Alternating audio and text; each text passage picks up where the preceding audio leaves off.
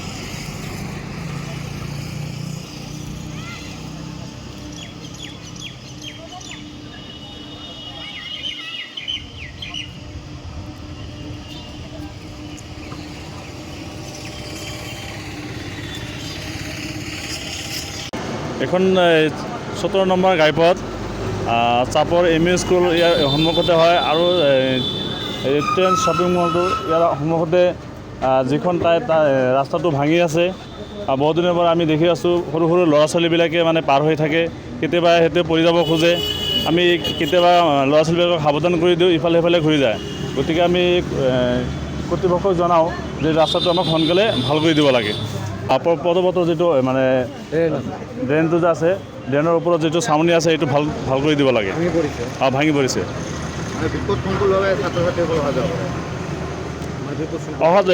ছাত্ৰ ছাত্ৰীবিলাকে মানে অহা যোৱা কৰোঁতে বিপদসংকুল হৈ গৈছে। এইখনৰ নাম হ'ল নতুন বাছ ষ্টেণ্ড, ট্ৰেন্সৰ সন্মুখত 17 নং ৰাষ্ট্ৰীয় ঘাইপথৰ লগতে ইয়াত ৰাস্তাবিলাক বৰ বেয়া হৈ গৈছে। গতিকে যিকোনো প্ৰকাৰে সৰু ল'ৰা ছোৱালী স্কুলত অহা যোৱা কৰে, তেওঁলোকে ড্ৰেইনত পৰি যায়, দুখ পায়। গতিকে বহুত এনেকুৱা অসুবিধা হৈ আছে, মানুহৰো খুব অসুবিধা হৈছে।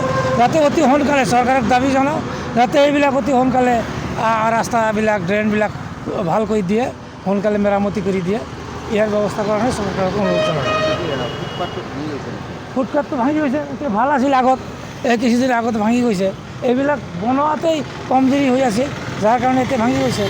এতিয়া ওচৰতে স্কুল আছে, তাৰপিছত মাদ্ৰাছা আছে, ট্ৰেন্সৰ এটা শ্বপিং মল আছে। মানুহ অহা যোৱা সদায় কৰি থাকে ইয়াত। সৰু সৰু ল'ৰা ছোৱালী ইয়াত পৰি যায় দুখ পায়, মানুহে দুখ পায় বহুত। গতিকে সোনকালে এইটো চৰকাৰক অনুৰোধ জনাইছোঁ যাতে এইটো সোনকালে ভাল কৰি দিয়ে।